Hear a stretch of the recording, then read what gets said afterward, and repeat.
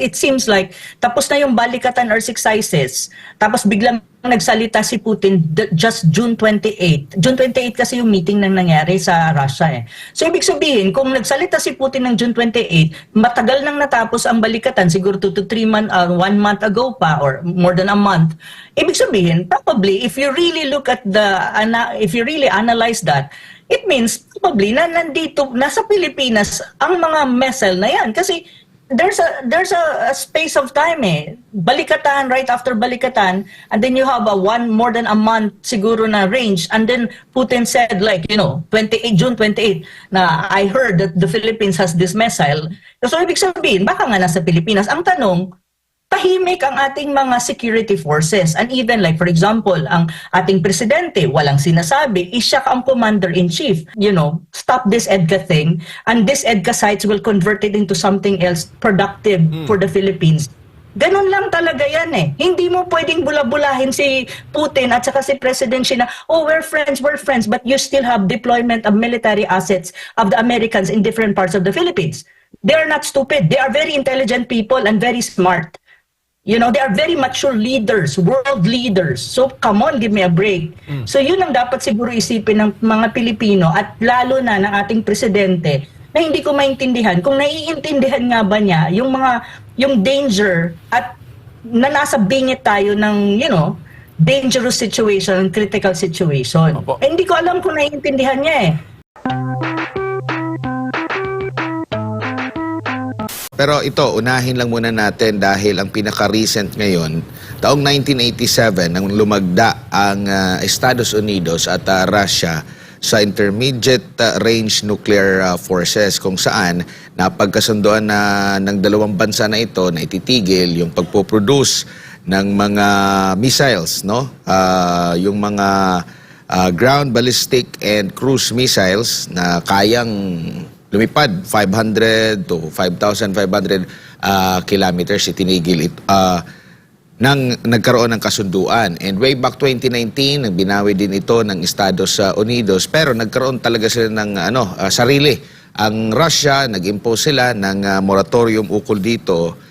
Pero may recent na pahayag ang presidente po ng Russia na itutuloy muli ang pagdideploy ng mga ganitong uri ng missile matapos nga na mismong ang Estados Unidos ay nagdala na rin ng kahalintulad ng mga missiles at na-deploy doon sa Europa, particular sa Denmark at dito sa Asia, particular na ang ating bansang Pilipinas. Gaano ito kadelikado, Prof, itong usaping ito?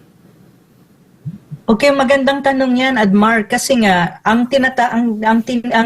tinatawag mong treaty kasi 'yan, ang tawag diyan is Intermediate Range Nuclear Forces Treaty that was signed in 1987 between Ronald Reagan and Soviet Premier Mikhail Gorbachev, na yung dalawang bansa, kasi sila yung mga nuclear forces na malalaki talaga, superpowers when you talk about these things, na hindi sila magpo-produce, mag-stop na may ceiling. Pero nung 1989, just to give a little of background, 2019, in-scrap ng United States under Trump. So ibig sabihin ay may mga accusations sila, violation ng Russia, blah blah blah. And so ibig sabihin na scrap yan. So right now, if you look at the United States, they're producing it. Take note, this is short and intermediate range nuclear forces or nuclear missile, no? Hindi siya ordinaryong missile lang kasi nuclear to. So ngayon, ang sabi nga nitong si President Putin ng Russia, parang ang last meeting nila June 28 sa kanyang security forces is they would want to start producing this kind of nuclear missile na short and intermediate range. At kasi nga, nakikita ni Putin na parang there's a danger on their side as well kasi may deployment ang United States in Europe sa NATO area, which Denmark. On the other hand, sa Asia is the Philippines. Now, ang tanong, tama ka, delikado ba ito sa Pilipinas? Of course, delikado ito. Kasi ibig sabihin, tinitignan ng Russia na ang Pilipinas would be a threat to itself.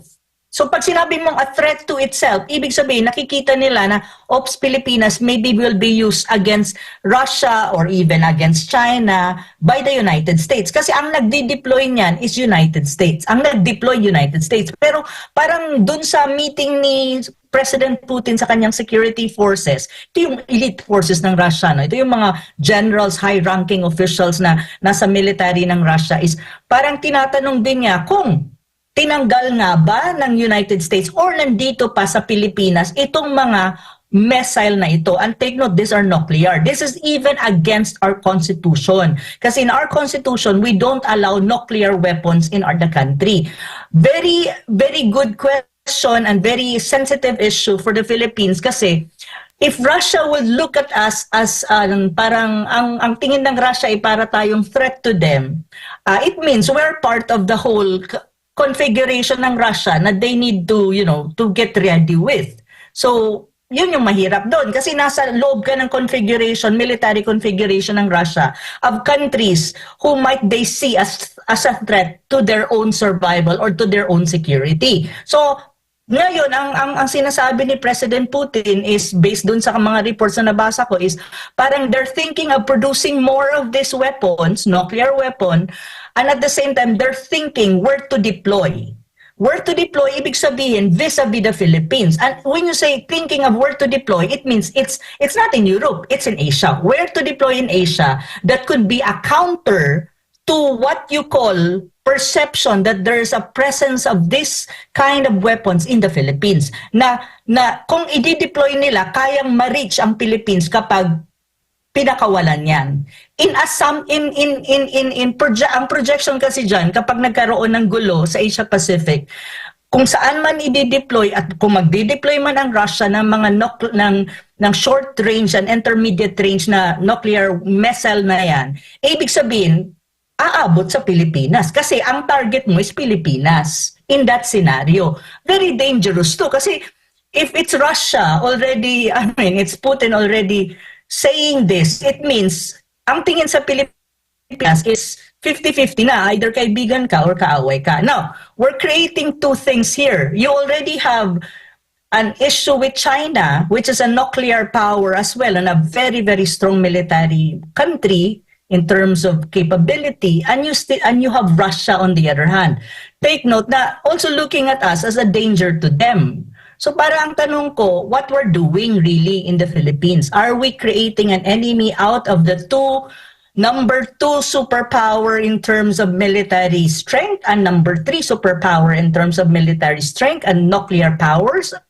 I mean, this is not a joke, So I am not sure. Ang tanong ko ngayon, why is it that there's no explanation coming from our government and there's no assurance coming from our government kung itong mga tinutukoy ni President Putin? I think there is an intelligence report kasi hindi naman magsasalita ang Russian president kung wala silang intelligence report or information na nakuha na mayroon nga, baka nga naman, mayroon talaga na nuclear weapon, yung itong mga missiles na to dito sa Pilipinas.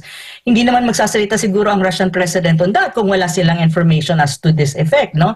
Ang tanong kasi dyan, why is it that there's no explanation coming from our government and there's no investigation into this at walang transparency into this? Kung in fact, if you really look at our constitution, it's a violation of our constitution. Kasi sinasabi sa constitution natin, hindi tayo dapat mag-i-install or hahayaan natin na magkaroon ng nuclear weapon sa Pilipinas. We're not talking about conventional military assets. We're talking about nuclear assets. Kasi ito, short range, intermediate range. Ibig sabihin, short range is about 1,000 to 5,000 kilometer. Pero yung short range is 500 to 1,000 kilometers.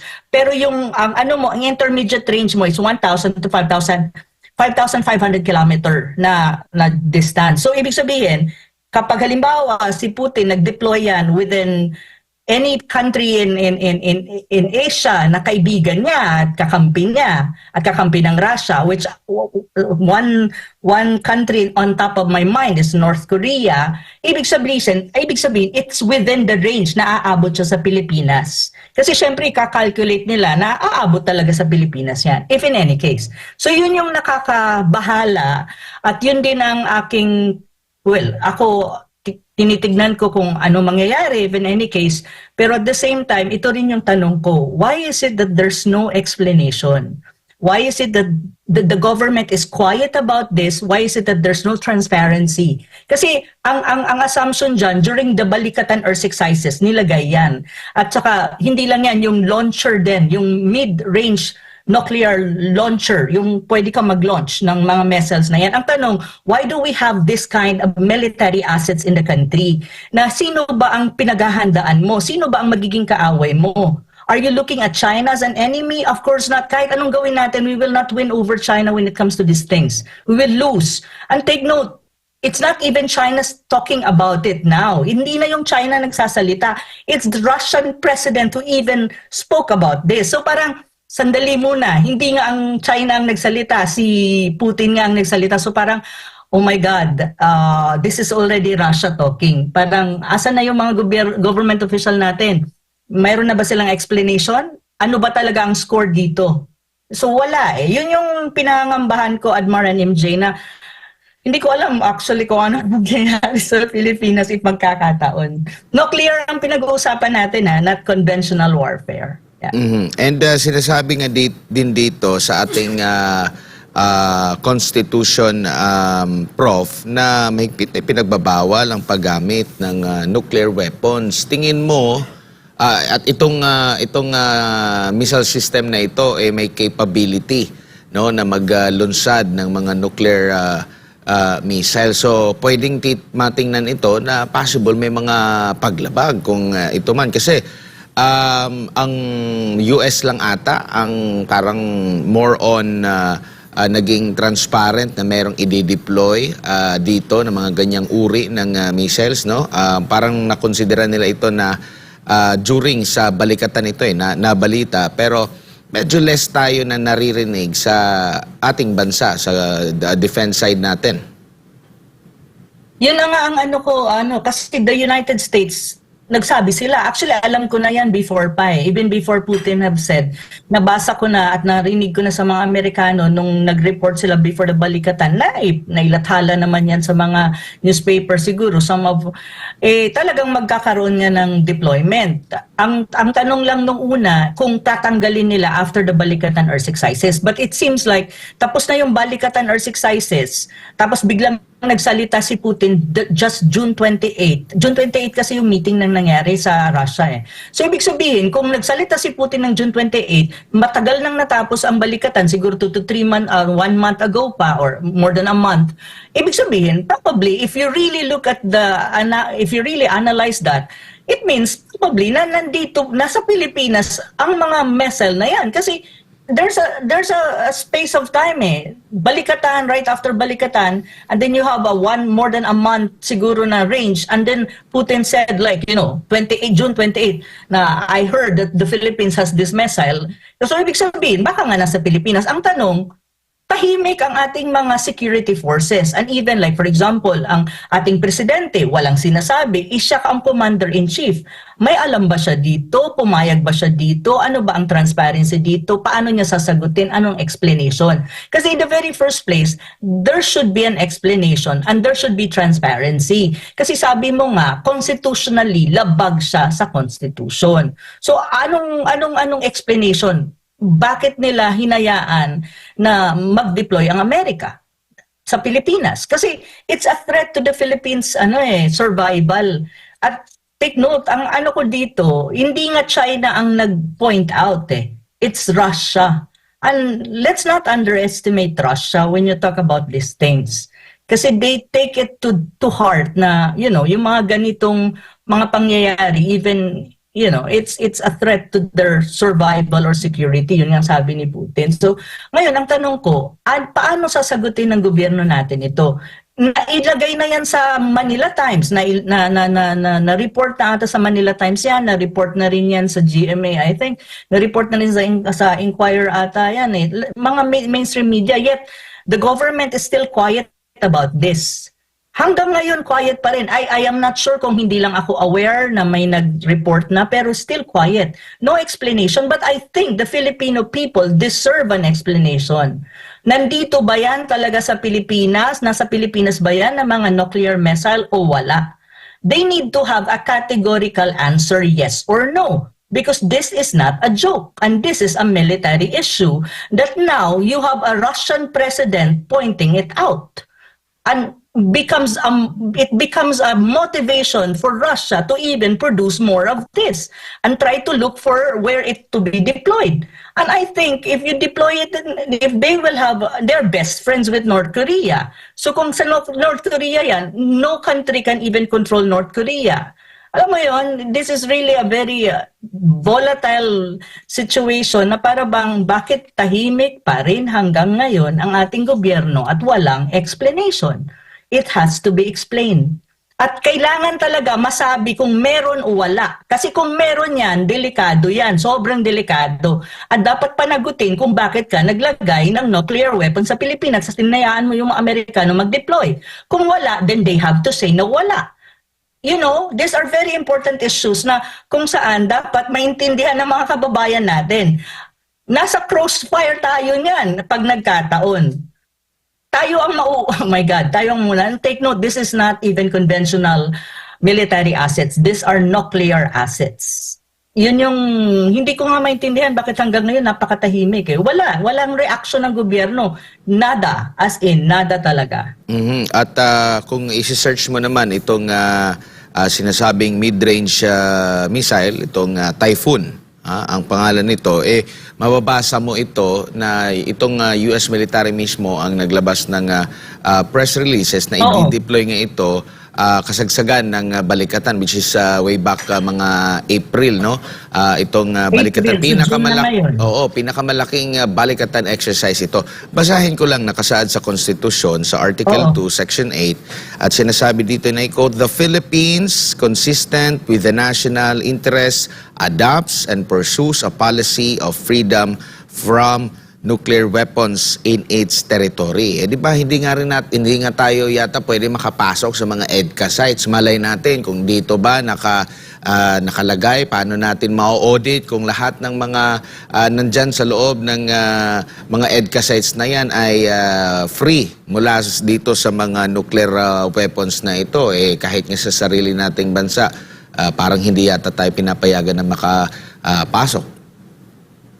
Yun na nga, Admar, ang problema kasi nga we're saying that we have officially declared 9 EDCA sites. Officially declared. Pero even Senator Amy Marcos in his new blog or new TikTok video, sabi niya 17 EDCA sites. So may de facto EDCA ka. Ang tanong, saan ba nakadeploy ito if in any case itong mga short and intermediate range missile na to, nuclear missile na to, kung totoong nakadeploy nga yan, asaan ba yan? Sa Luzon? 17 EDCA sites ka eh. May 9 official EDCA sites ka. Saan yan? All over the Philippines? There's no transparency. Mga Amerikano, kahit paano nagsabi sila, pero ang sarili nating gobyerno, walang sinasabi at walang information, hindi nag-i-inform sa publiko. Kung magkalintikan, tayo naman lahat ang ang damay dyan eh. Tayo din naman lahat ang mawawala sa mapa. Take note, it's a nuclear. Alam mo, yung short range or even isang city lang ang tamaan yan, wasak yan at out of the map yan. That's how powerful these weapons are. So kaya kailangan natin tignan at hindi ko rin maintindihan yung ating mga kababayan, no? There's not even a debate and there's not even a clamor for transparency and accountability on this issue. This is a very sensitive and a very critical issue na dapat ang mga Pilipino ay pag-usapan yan at i-clamor natin sa ating gobyerno na magkaroon ng transparency on this. Ano ba talaga ang score? Kasi hindi ito usapin lang ng conventional warfare. This is nuclear. And pag sinabing mong nuclear ay wala. Ano yan? if you use nuclear weapon, para mong sinabing tupukin mo na ang buong mundo or extinction of the human race. Ganon yan eh. So, ang tanong ko, ito pa dapat natin maintindihan. When you talk about military doctrine, Russia military doctrine is the concept of strategic deterrence. Tapos military through nuclear arsenal. Yun yung military doctrine ng Russia, no? Strategic deterrence, pero ang deterrence na sinasabi niya is nuclear deterrence. At mayroong palisiya ang Russia na tinatawag nilang area denial and anti-access. So, ibig sabihin, hindi pwedeng pumasok before pumasok ang any kind of intervention militarily sa kanila or sa border nila or area nila, mauunahan, ipiprevent nila niyan at then mas uunahan nila, preemptive strike. Mayroon din ganong, mayroon din ganong military operation or strategy or doctrine ang Russia. That's why what happened to Ukraine, di ba? Preemptive strike. Before pa mangyari na sila maunahan, inunahan na. So, kailangan natin maintindihan ito kasi hindi ang China ang nagsalita dito, ang Russia. So, ibig sabihin, Russia is looking really at the Philippines as, something like, oh, this country is maybe a danger to my own survival or to my security. Na-shock nga ako eh. Sabi ko, oh my God, bakit ang Russia ang nagsalita? Kasi ang alam ko naman, ang natin talaga, ang kagitgitan natin sa South China Sea and even over Taiwan Strait because of the EDCA site some of the EDCA sites pointing at near or facing Taiwan is China. Pero ang nagsalita, Russia. So parang sabi ko, oh my God, this is not a joke. Something is brewing. Something is there. You know what? Ang basa ko kay Putin is like this, no? He deliberately said this in the June 28 meeting sa kanyang mga military generals to send a warning and to send a message to the Philippine government and to Filipinos na, hey, take note. We took note of the deployment of nuclear missile in your country. So kumbaga, wag niyong isipin hindi namin alam. Alam namin yan. And alam namin na mga Amerikano yan. Pag Amerikano nag-deploy dyan, hindi lang ang China ang concerned dyan. Concerned din kami. Kasi we are being perceived as an enemy also of America. And take note, Russia and China are friends. They're best of friends. Mm-hmm. So the enemy probably they are in one block. So anong tingin nila sa atin? Kasi our foreign policy is leaning to the United States. They also may be perceiving us as, a potential enemy or whatsoever. That probably, a military strike could be launched on our side. Kasi nasa atin naka-deploy ang mga ganitong military assets. And we have like 17 EDCA, 9 declared. The rest are de facto or non-declared. And even you have Subic right now and those areas in Pampanga now being converted also probably as a de facto EDCA. So parang this is not anymore a joke. Na kailangan siguro ng gobyerno natin bigyan ng panahon na magbigay ng explanation kung ano ba talaga ang totoong score dito. Kasi hindi na ito usapin lang ng maliliit na bagay or even military exercises. Not. This is really an usapin na dapat pagtuunan ng pansin ng mga Pilipino at mag-clamor tayo ng transparency, accountability at explanation kung ano ba talaga ang totoo dito at ano yung score dito at hindi sila tumahimik lang. Kasi the Russian president already spoke about this. And take note, don't take the words of Putin lightly. This is not the person that you will take his words lightly. You need to take it seriously. I'm not kidding. Mm-hmm. And maliban pa pala dito sa mga April na mga pahayag ngayong taon na ito, way back last quarter ng 2023, meron na rin palang statement ang Estados Unidos na dadalhin nila ito mga mid-range missile system na ito sa bansa. Yet wala tayong naririnig, no?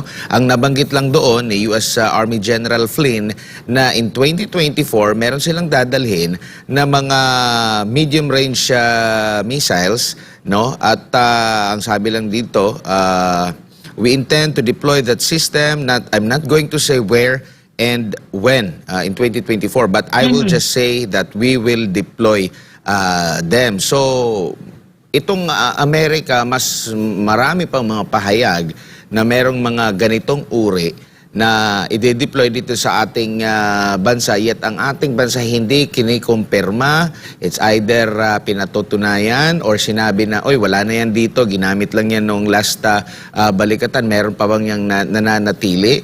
So, kumbaga, needed ng taong bayan ng transparency talaga ukol dito, Prof. Yes, needed talaga. Kasi I'm not kidding. If it's the Russian president saying that on June 28, tapos ang balikatan mo is April pa or May whatsoever, then it means there's truth to it. I don't think Putin will risk saying something if he doesn't have proof or he doesn't have intelligence information in this regard. I don't think so. And Putin is not someone who bluff. So dapat natin tignan yan. Talagang kailangan natin malaman kung ano ba talagang totoo. Pero walang nagsasalita eh. Even the president is not speaking. Hindi ko nga alam bakit hindi niya Russian embassy na nga nagano sa Telegram mismong naglabas niyan. Tapos na-pick up ng mga mainstream media, still no nothing coming from Malacanang, even coming from the security forces ng Pilipinas. So ano ang ibig sabihin nito? Is Putin nagsisinungaling si Putin? Is Putin lying? Really? Do you really think the Russian president is lying? Of course not. I don't believe so. So yun ang kailangan natin malaman. Ano ba talaga ang score dito? Kasi hindi ito joke. I'm not kidding. If Russia is looking at us in that sense, oh my God. If Russia is looking at us as a danger to themselves, this is not anymore good for the Philippines. Imagine you have two biggest superpowers. You're creating what? An enemy out of the two? My God. Are we a superpower? Sus Maria Josep, uy. Nakakaloka naman itong sitwasyon ng Pilipinas. Tapos party-party lang tayo sa Malacanang, go lang ng go. Ganon. Tapos ito pala may mga news na ganito. Sus Maria Josep, my God. Nakakaloka tayo ha. Prof. Superpower talaga ang dating natin, no? Super. Opo. Super sa hangin siguro. Opo. Prof, galing din si President Putin sa North Korea. Tropa niya si Kim Jong-un. Tropa din niya si President Xi Jinping. Pero dalhin natin ang usapin sa panloob na talakayan. At nabanggit niyo po kanina ang pangalan ni Senator Amy Marcos. Bago po ako magtanong, ipi-play po muna natin yung maiksing pahayag at pagtukoy ni Senator Marcos doon sa posible na mga areas kung saan tatargetin kung huwag naman po sana magpadala ng mga hypersonic missiles ng China sa Pilipinas. Aminin natin ang problema talaga dahil sa tingin ng China, talagang kumampi na tayo sa kalaban nila. Nagbigay tayo ng 17 base militar sa pakiwari nila, yung EDCA sites. Talaga mainit ang ulo nila. Natatakot talaga ako habang umiinit diyan sa West Philippine Sea. May nakita ako na plano ng China na gagamitin yung hypersonic missile. Hindi naman nila iniisip na lulusob dito sa Pilipinas yung katakot-takot na army nila, mga navy nila. Hindi ganoon. Ang plano, air. At ang plano yung hypersonic missile at nakatakda na yung 25 na target nila. Kitang-kita na. Ang sabi ng US, hindi daw nila kaya labanan yung hypersonic missile. Mas lalo akong ninervyos kasi akala ko kapag missile, meron yung ibang bansa yung tinatawag na Iron Dome, hindi makapasok yung missile. Kapag hypersonic daw, kayang-kaya pumasok. Ganyan lang kadali. Durog daw. Ano bang klase yun? Kasi sa pagbabasa natin, may mga Brahmin missile na sa Batanes, pati sa Subic. So yung dalawang yun ang uunahin kasama ng Ilocos kasi may mga live fire na balikatan. Katakot nga Ano ba yan? 25 hindi biro-biro yun. Ilocos pong binanggit. Tagasan po ba sila? Ilocos. Ano masasabi niyo doon, ma'am? Yun na nga 25 ang sabi ni Senator Amy, hypersonic missile. Diyos ko po, mga kababayan ko, we don't have the Iron Dome na tulad ng Israel. Kasi even then Israel, kahit nga may Iron Dome sila, nakikita mo naman, nakaatake pa rin at pumapasok pa rin minsan ang mga missile na iba. Diba? Ang meron lang ho tayo is Astrodome. At hindi ko nga alam kung nag-i-exist pa ang Astrodome. Yun nga po, nakakatawa. Diba? Oo, wala tayong Iron Dome. So ngayon, hypersonic missile, and totoo yun, nakakapasok siya dun sa Iron Dome. So ibig sabihin, kung 25 na ang nakalaan sa atin, eh hindi pa nga siguro mauubos yung 25, mawawala na sa mapa ang Luzon. Hindi nga ako nagbibiro. Kaya nga, sabi ko nga, kailangan nga magkaroon ng accountability itong ating mga security forces, especially ang ating presidente kasi siya ang commander-in-chief. At the end of the day, siya ang commander-in-chief ng Armed Forces of the Philippines and all security forces. So ang tanong ko, anong sagot niya dito? Sarili niyang kapatid ang nagsabi, 25 targets. Unahin yung Ilocos kasi nandun yung ang karamihan ng EDCA sites at doon din ginagawa ang balikatan. And even din yung short and mid-range missile is nakadeploy ata karamihan doon. Kasi doon nagkaroon ng balikatan eh. So ang tanong, okay fine, unahin nila, sige sabihin natin Ilocos region and Luzon. But do you really think it will not affect the whole Philippines? Even any case magkaroon ng gitgitan at banggaan dyan, mga missile na. Take note, mga kababayan, ang labanan po ngayon, when you talk about warfare, it's not anymore conventional na maglulusog ka ng mga army, magpapadala sila mga army, lulusubin. Hindi na po. Nasa computer na yan. Kasi pindot-pindot na lang, nasa computer yan, titignan lang nila doon kung anong uunahin nila, pipindutin lang, maglalabasan na yung missile. Hindi mo makikita na may taong papasok sa Pilipinas. Makikita mo na lang, sumasabog na ang isang area ng Pilipinas if magkakataon. Ganon ang labanan ngayon. So ang tanong ko, ano ang sagot ng gobyerno dito?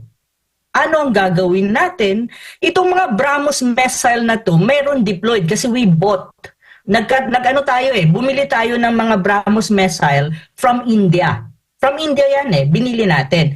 Pero take note, hindi naman ganun kadami yan na kaya natin makipagsalpukan ng mga missile exchanges between, like for example, Russia, China, and us. Hindi kakayanin. Mauubos yung BrahMos missile mo, hindi pa nangangalahati sila sa kaka-fire. Matutupok na ang Pilipinas, wala ka ng armaments. Kasi hindi kaya ng you know what? Hindi kaya ng United States din. Bakit? Opo. They have dalawang crisis ang hinaharap nila when you talk about military right now. And in terms of resources, hati din ang resources nila. They're supplying arms in Ukraine and money. And they're also supplying arms and money in Gaza, in the Israel-Gaza conflict. And then dito sa Pilipinas. So if you really look at it, ang United States din, hati. Hindi nila kakayanin din na alam mo yun, na fully force ka rin dito sa Pilipinas if in any case. So hindi kakayanin ng Amerika. Kung hindi kaya ng Amerika, saan tayo pupulitin kung if nagkataon? Kasi nga, itong 25 targets na sinasabi at saka yung hypersonic missile, kung naka-ready na for ASEAN, dahil nga sa kaek-ikan natin dyan sa South China Sea at pakikialam natin dyan sa Taiwan Strait dahil nga sa mga EDCA sites facing Taiwan. So ano mangyayari sa Pilipinas? So magdasal na lang tayo na sana bukas hindi matuloy or walang mangyaring ganon ever.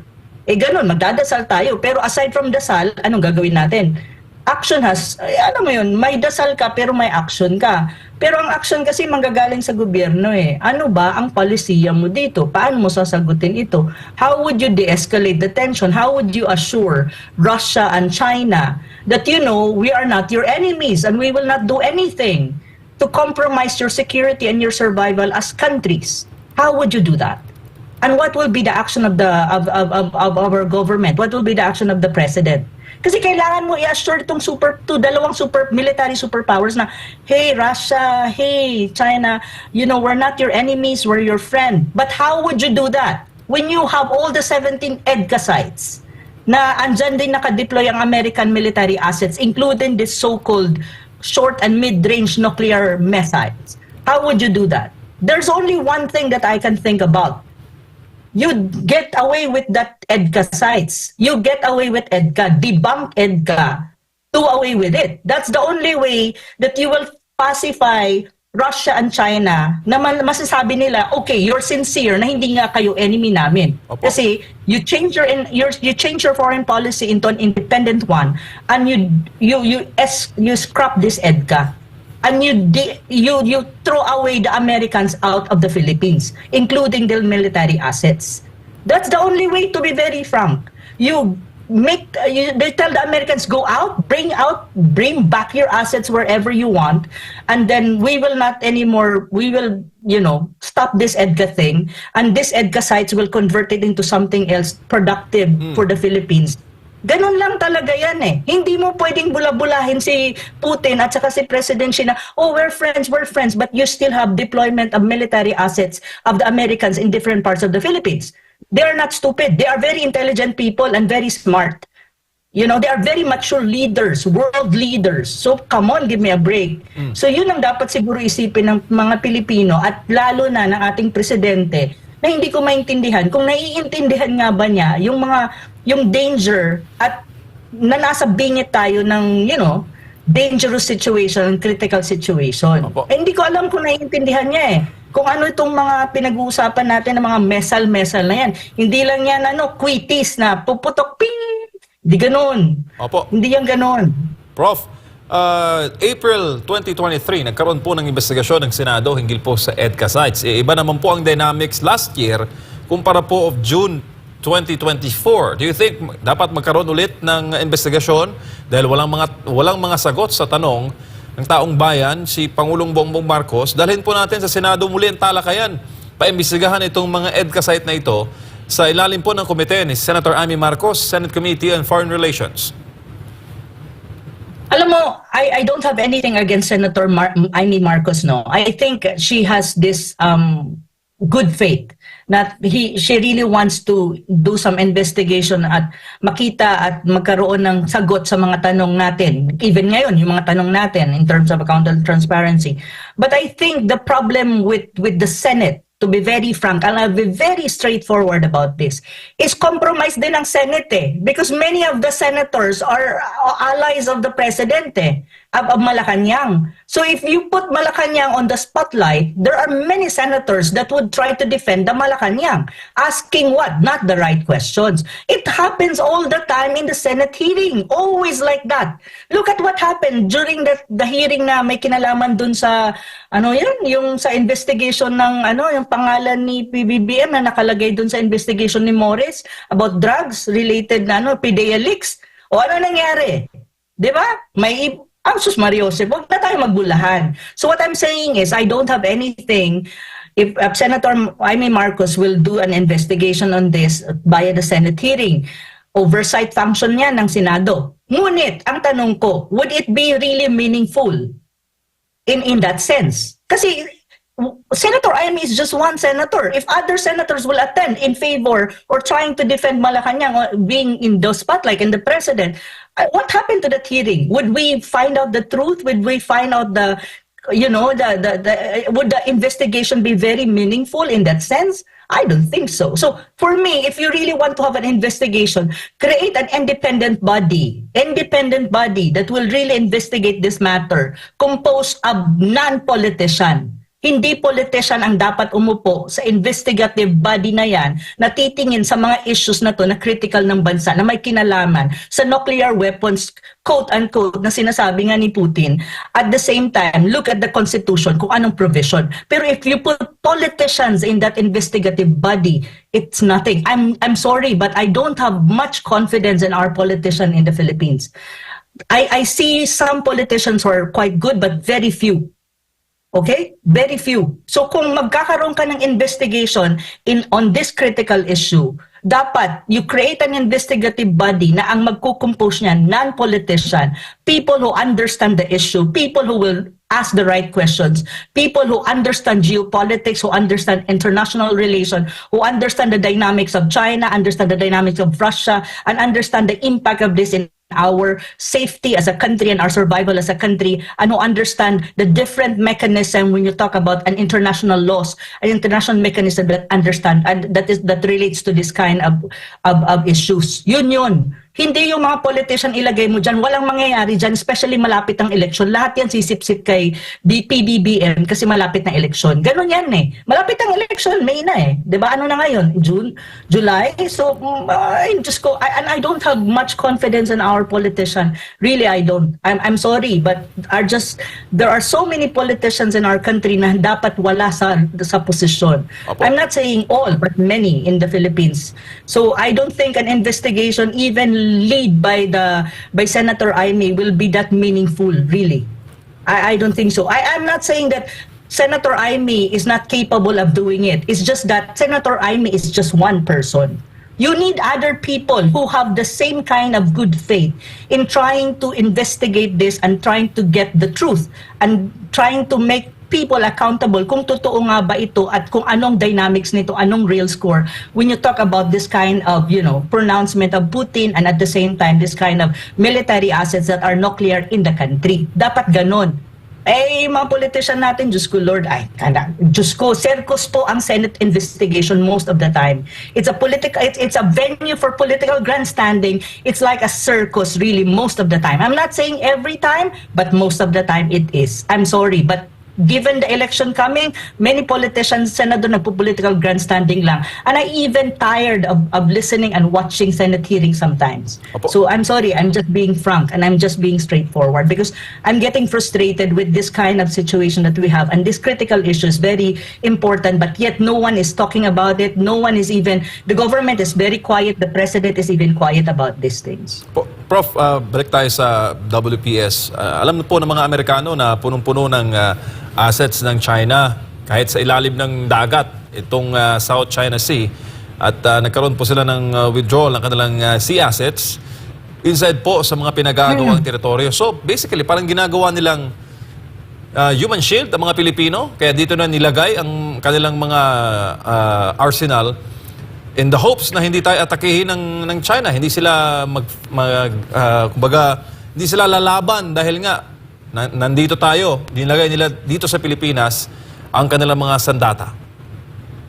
Hindi tayo human shield, tayo ang pain, tayo ang pawn, tayo ang pain, tayo ang tayo ang first, yung parang ikaw yung parang kang opening salvo, kumbaga. Sa military conflict, ikaw yung opening salvo, pain tayo. Hindi tayo human shield in that sense. Because kung human shield ka, di tayong pipupronta, poprotektahan sila. Pero this is not their territory eh. The Philippines is not American territory, supposedly, because we're supposed to be an independent state. Pero ang ginagawa nila, they're using the Philippines against China. In that sense, in the I don't even call it WPS because there's no such thing as West Philippine Sea.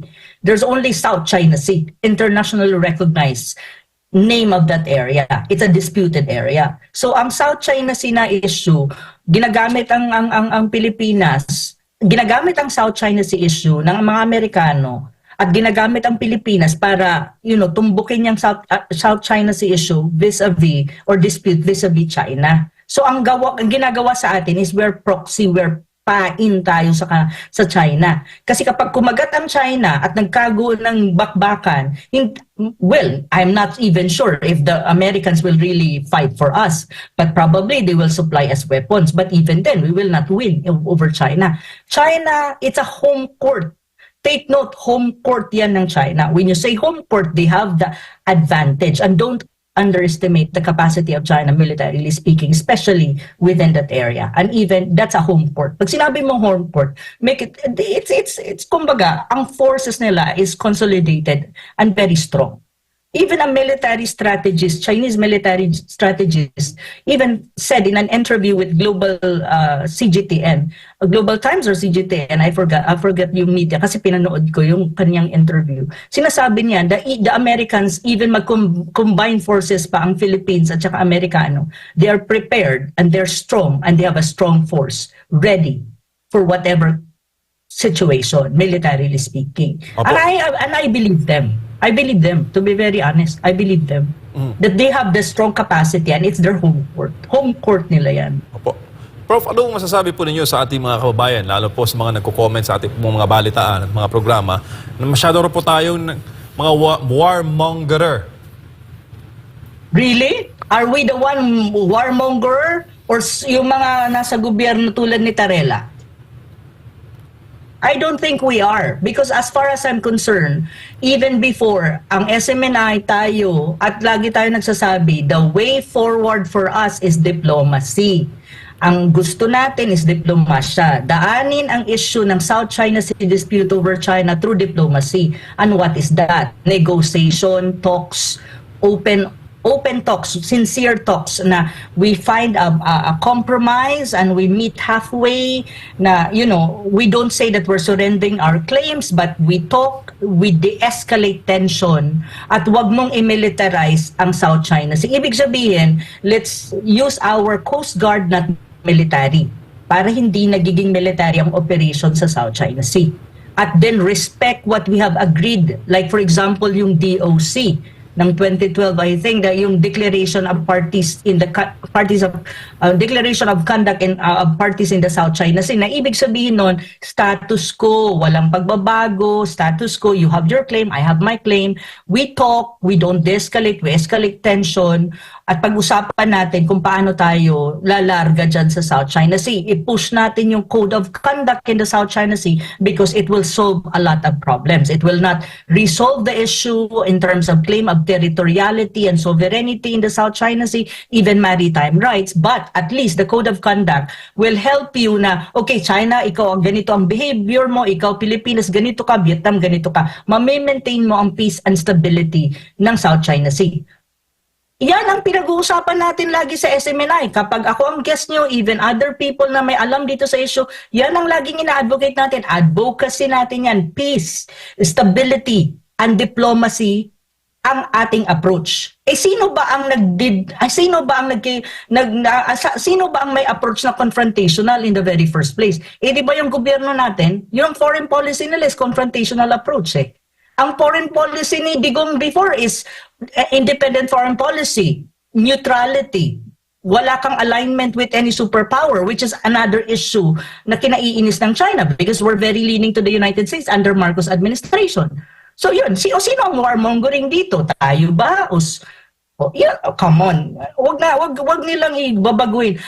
Nag-uusap tayo tungkol sa mga issue ng missile, like for example, yung INF or yung kanina na sinasabi nga ni Putin, yung Intermediate Range Nuclear Forces Treaty na nawala, tapos ngayon may deployment ka na ganitong missile sa Pilipinas, is precisely hindi naman galing sa atin yan eh. Nanggaling yan sa Russian President nga na ang June 28, sinabi niya, di ba? In-identify niya Pilipinas. Pinag-uusapan lang natin sa SMNI at sa lahat ng programa na kung saan ay-interview din ako, na ito ay usapin na critical, na dapat bigyan ng pansin at bigyan ng transparency, accountability, at bigyan ng explanation kung ano ba talaga ang score dito. Are we advocating for war? No. We're actually advocating for peace. And we're advocating na klaraduhin yan kasi unang-una labag yan sa Konstitusyon ng Pilipinas. Kasi malinaw ang Konstitusyon, hindi dapat magdadala ng nuclear weapon sa Pilipinas. At kahit nga yung EDCA is in spirit of the Constitution, labag yan. Yung BFA sa spirit ng Constitution, labag yan. Kasi dapat walang military bases sa Pilipinas na foreign, wala ring foreign troops. Pero meron kang karamihan ng mga Amerikano ay nasa Pilipinas na. Hindi ba yan nakikita ng ating mga kababayan? Kahit nga ata sa Davao, marami na kayong mga Amerikano dyan na nagkalat, na nagpapanggap na mga turista eh. Na may mga drone na kung saan-saan lumilipad eh. Opo. Diba? O ano yan?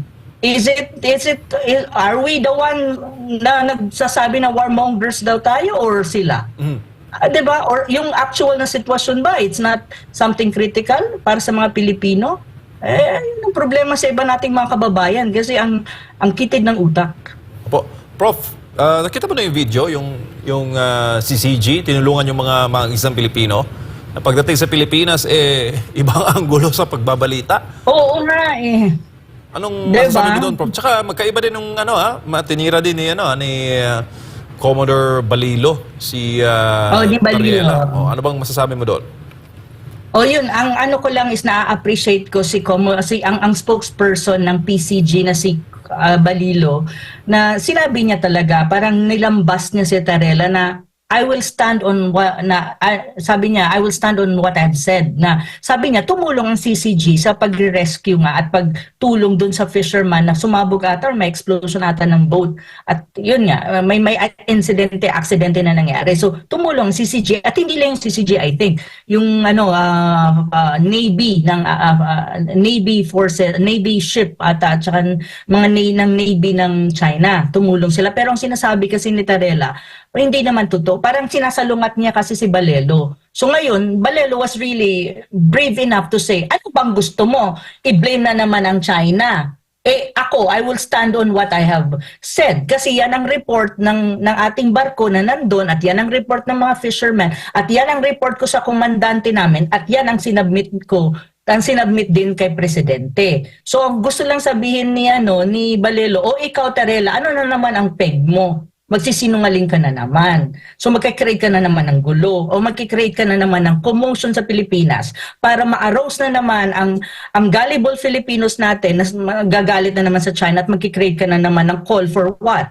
Military action against China? Yun eh. So I'm very, very glad. I'm really proud of him kay Sir Balelo na alam mo yun, despite, alam mo, may consequence kasi yan lagi kapag may isang brave soul from the security forces na magsasalita ng ganon.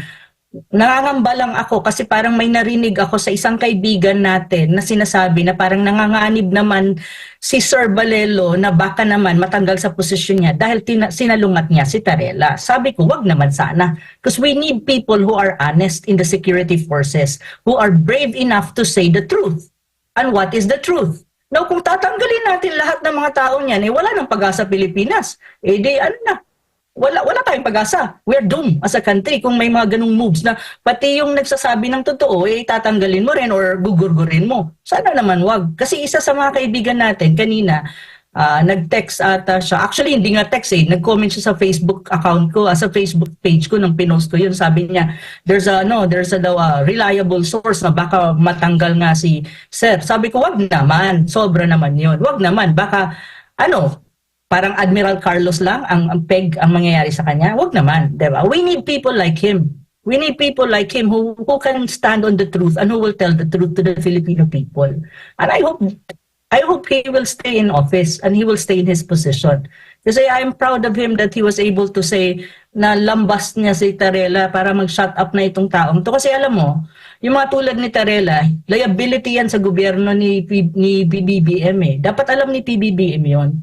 Hindi naman ata ang intention niya para mag-de-escalate ng tension sa South China Sea Gusto niya ata i-escalate ang tension ng South China Sea kung gusto niya, mauna siya pumunta doon, magpakalunod siya doon. Huwag niya tayong isali. Naiinis na kasi ako sa kanya Masyado siyang epal. Prof, in my part, huli na lang. Marami, kasi kita-kita sa Hong Kong, marami pong Pilipino lumapit sa inyo doon, ma'am. At parang naiiyak na nag-aalala, very concerned na baka sila pahirapan mga among Chinese o pauwiin si Santihin sa trabaho bila-bila, pauwiin sa Pilipinas o di kay magkaroon ng magpagmamalabis dahil nga in return sa China hate dito sa Pilipinas. Ano bang sinabi sa inyo ng mga Pilipino sa Hong Kong, Prof? Oo nga medyo na din ako parang nalungkot ako na naiyak din ako kasi pag lumapit sila sa akin nung nandun ako nung June 29 at June 30 at saka July 1 kasi July 1 ako nandun din 2 araw na yon. Ang daming lumalapit na mga OFWs natin sa Hong Kong na umiiyak sila hindi lang yung simpleng nagkukwento. Umiiyak sila na, ma'am, paano ba to? Tulungan nyo kami. Ma'am, paano ba ito na natatakot kami sa mga amo namin? Baka magalit sa amin. Kasi nga sa nangyayari dyan sa South China Sea between China and the Philippines. Tapos may iba naman na ayaw na, ma'am, nagtatanong din, ma'am, okay bang umuwi sa Pilipinas ngayon? Kasi natatakot po kami. Tapos may iba naman na parang sinasabihan sila actually ng boss boss nila. And take note, hindi lang Chinese ang boss nila. May mga boss yung iba nating mga kababayan na OFW sa Hong Kong, na mga Australian, ibang nationalities, pero doon nagtatrabaho sa Hong Kong na sinasabihan daw sila na, ano bang klaseng gobyerno mayroon kayo? Hindi ba naiintindihan ng presidente nyo na ginagamit lang siya, ginagamit lang Pilipinas ng mga Amerikano at kawawa kayo, kawawang-kawawa kayo. Parang mga ganun na mga usapin ba na sinasabihan sila ng boss nila na take note, ang mga boss nila iba-iba din. May mga Chinese, may mga foreign nationals na iba na nasa Hong Kong kasi Hong Kong is an open city, an open area, no. So sabi ko sa kanila at ang karamihan ng kanilang hinaing is more on natatakot sila na baka ma-discriminate sila kasi nga kung tumataas ang xenophobia sa Pilipinas, may tendency ding tumaas yung galit or inis ng mga Chinese sa mga Pilipino. Kasi ganun talaga yan eh. It's a natural course of thing. So natatakot sila na baka una pag-initan sila, pangalawa is pahirapan sila ng mga boss nila, pangatlo is baka pauwiin sila or tanggalin sila sa trabaho. May mga ganitong dynamics eh. At yung iba naman, okay naman ang mga boss nila at yung iba naman, sinasabihan sila ng boss nila na yung presidente nyo, yung country nyo, ginagamit lang ng mga Amerikano. So, iba-iba yung kanilang hinaing, pero iisa lang ang punto. They are worried about the situation between China and the Philippines at yung gitgitan sa South China Sea ng dalawang bansa, na sila apektado bilang mga OFW at hindi nila alam kung anong magiging katayuan nila in the long run kung patuloy ang gitgitan na yan at mag-i-escalate pa yan.